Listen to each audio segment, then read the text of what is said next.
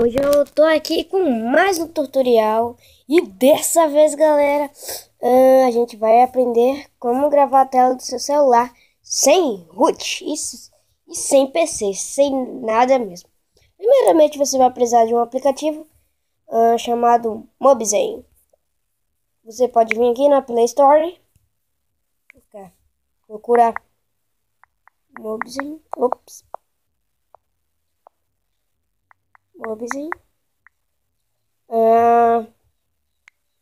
Vocês instalam aí.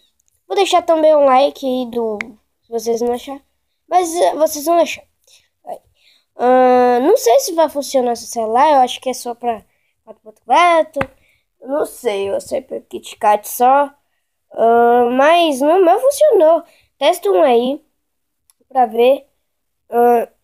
Desculpa. Se funciona mesmo.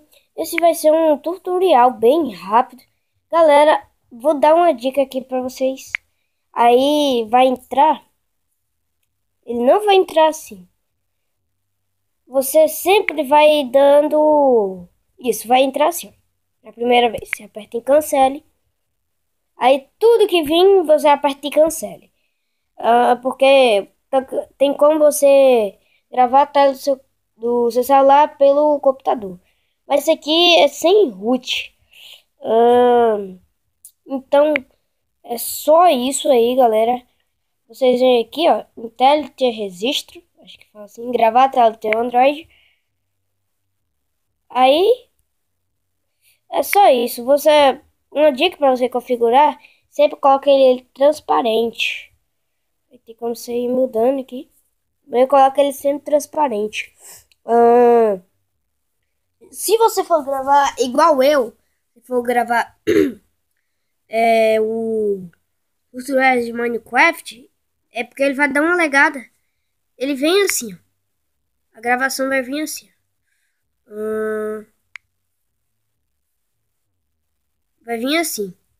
Aí eu coloco, na hora que eu vou fazer alguns tutoriais assim, normal, vai colocando assim, ó.